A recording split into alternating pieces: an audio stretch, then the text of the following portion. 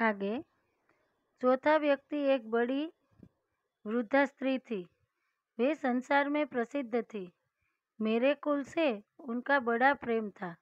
હવે અહીંયા ચોથી વ્યક્તિ મળી છે લેખકને। કોણ મળ્યું? પહેલા પાદરી, સૌથી પહેલા વૃદ્ધ ઈસાઈ પાદરી, બીજા જે છે એ સરકારી કર્મચારી, ત્રીજી સ્ત્રી મળી હતી અને ચોથા પણ કોણ મળ્યા? તો કે વૃદ્ધા સ્ત્રી મળ્યા। બરાબર, બે સ્ત્રી મળે છે અને બે પુરુષ મળે છે। वे संसार में प्रसिद्ध थी, તે સંસારમાં ખૂબ જ પ્રસિદ્ધ હતા। મારા કુલ સાથે એટલે કે અમારા ઘર સાથે એને બહુ પ્રેમ હતો એમ। मेरा पितामह तुल्य थी એટલે મારા વડીલ સમાન હતા। उनको भी मैंने तंग किया, मैं एमने पण पूछ्યું। वे आपने तो अपने 40 वर्ष हमारे देश की विविध सेवाओं में लगा दिए हैं, आपको बतलाना ही होगा कि हमारा क्या दोष है। એમણે કીધું કે તમે તો 40 વર્ષથી અમારા દેશમાં વિવિધ સેવાઓ આપો છો, હવે તમે અમને જણાવો તો કે અમારો ક્યાં દોષ છે, અમારે શું વાંધો છે એમ આપણો દેશની ઉન્નતિમાં એમ। जिससे हमारी उन्नति नहीं होती, જેનાથી અમારા દેશની ઉન્નતિ થતી નથી, આગળ વધતો નથી, વિકાસ થતો નથી। थोड़े में उनका उत्तर था, तुम लोगों में उदारता नहीं है। एक થોડાકમાં જેનો જવાબ હતો કે તમે લોકો ઉદાર નથી, ઉદારતા તમારામાં નથી। विस्तार से उदाहरण देकर उन्होंने बतलाया कि भारत में लोग दूसरों को आगे नहीं बढ़ाते। आ ईर्ष्यानी વાત છે અને બહુ જ સાચી વાત છે। એક માણસ બીજા માણસની એટલી બધી ઈર્ષા કરે છે, ઉદારતા રાખવાને બદલે એને કેમ પાડી દેવાનો એ જ વિચારે છે એમ એ કહે છે કે આગળ વધવા દેતા નથી।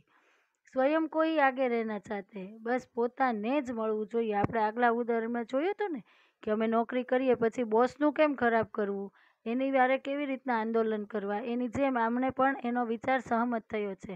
પોતાના જ ગુણગાન ગાવાના, પોતે જ આગળ રહેવા જોઈએ એમ। गुणी नवयुवकों को अपनी योग्यता दिखाने का मौका नहीं देते। પહેલાના જે રિટાયર ન થાય તો નવા જે નવા આવ્યા હોય નવયુવક એ अपने એની કામની આવડત કેમ દેખાડી શકે એમ।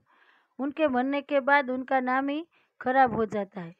એ મરી ગયા પછી એનું નામ કેવું થઈ જાય છે? ખરાબ થઈ જાય છે એમ। वास्तव में वृद्धा की बात ठीक थी। આમ જોઈએ તો એ વૃદ્ધાની વાત સાચી હતી એમ। अंत तक पिता पुत्र को घर का काम नहीं बतलाता। ઠેર સુધી આપણે અહીંયા વડીલોને આદર આપવો એટલે કે વડીલ પોતાના કામો છોડતા નથી। તે જ્યાં સુધી પપ્પા બેઠા હોય ત્યાં સુધી દીકરાએ વચ્ચે બોલાય નહીં, એ એનું કામ ન બદલાવે। कितने ही कुटुंब इसके कारण नष्ट हो गए हैं। કોઈ દિવસ દીકરાઓને આગળ વધવા ન દીધા એટલા માટે કેટલાય કુટુંબ આ માટે નષ્ટ થઈ ગયા। बड़े बड़े गुणी अपनी विद्या साथ लेकर मर गए। કેટલા એવા ગુણીજનો હતા કે એને પોતાની વિદ્યા હતી એ એની સાથે ગઈ પણ કોઈને નવાને શીખડાવી નહીં। इस कारण कितने ही वैज्ञानिक आविष्कार, औषधियाँ आदि लुप्त हो गई। એમને કોઈ દિવસ કોઈને પોતાની વિદ્યા જ ન શીખડાવી, હું જ સર્વસ્વ, મારું જ હોવું જોઈએ, અહમ બ્રહ્માસ્મિ, એની જે મારી વિદ્યા કોઈને આવડવી જોઈએ નહીં, મારા પછી કોઈ આગળ વધવો જોઈએ નહીં। એ માટે કેવું થઈ ગયું તો કે વૈજ્ઞાનિક આવિષ્કાર અને દવાઓ, ઔષધિયા એટલે અમુક દવાઓ હતી કેવી થઈ ગઈ? સાવ લુપ્ત થઈ ગઈ, ખોવાઈ ગઈ એમ। હવે કોઈને ખબર પડે નહીં એની સિવાય એમ। पेशों में इतनी प्रतिद्वंदिता हो गई है कि बड़ा छोटे को काम नहीं सिखलाता। पेशो એટલે કે ધંધા, ધંધામાં પણ એવું નાનો માણસ મોટા માણસને કામ શીખવાડે નહીં, મોટો માણસ નાના માણસને આગળ આવવા દે નહીં એમ। सार्वजनिक जीवन में तो इतनी विभत्स दिख पड़ती है कि चित्त व्याकुल हो जाता है। सार्वजनिक जीवन જોવો તો તે તો શરમજનક જોવા મળે છે એમ। એ સાંભળીએ ને વિચારીએ ને તો આપણું ચિત્ત જે મન હોય છે ને એ વ્યાકુળ થઈ જાય છે એમ। कितना काम बिगड़ता है, इसकी तरफ ध्यान नहीं दिया जाता। કેટલું કામ બગડે છે એની તરફ કોઈ ધ્યાન દેતું નથી।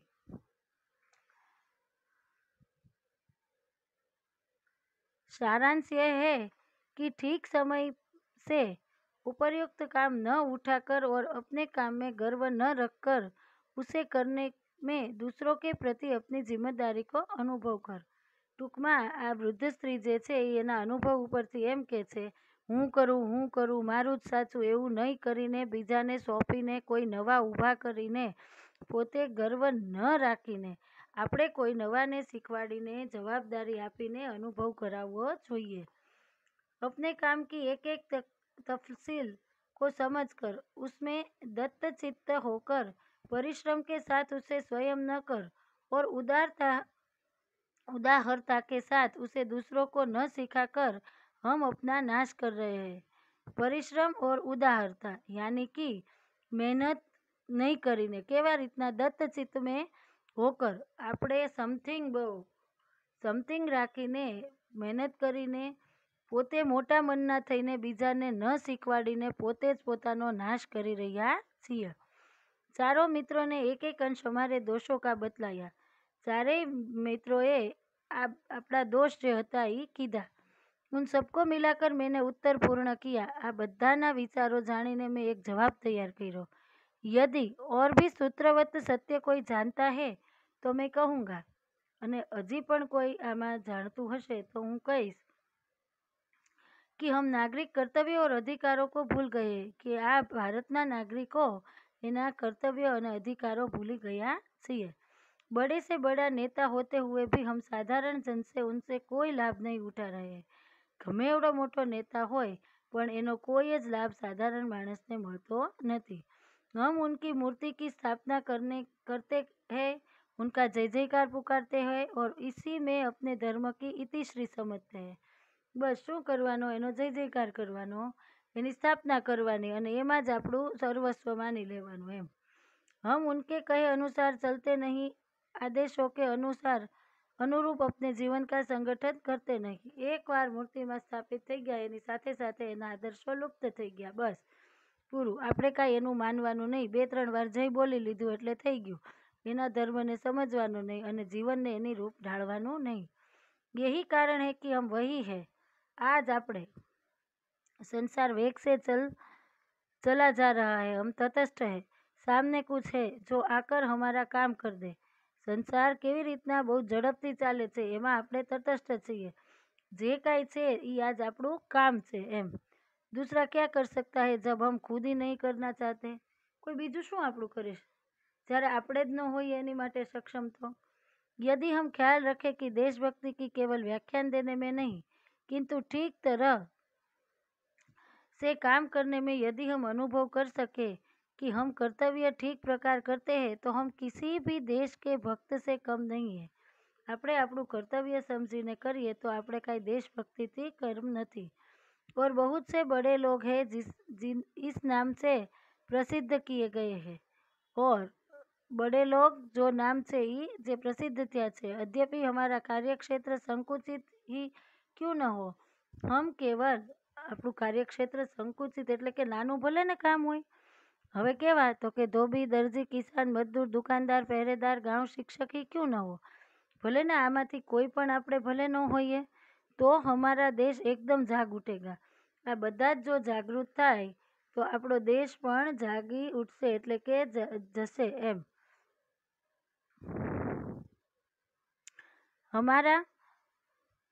हमारे व्यक्तिगत जीवन के संगठित होते ही सारा देश और मनुष्य समाज स्वतः संगठित हो जाएगा। अपना व्यक्तिगत जीवन में जो फेरफार आवशे तो आखो समाज और मनुष्य पोते केवो थई जशे, एक थई जशे, संगठित थई जशे। देश को केवल उपयुक्त नागरिकों की आवश्यकता है। देश ने खाली आवा नागरिकों की जरूर है, किसी दूसरे प्रकार के मनुष्य या वस्तु की नहीं है। नहीं है, नहीं है। देश ने आवा ज नागरिकों की जरूर है, कोई मनुष्य के वस्तु की जरूर नहीं, नहीं अने नहीं ज।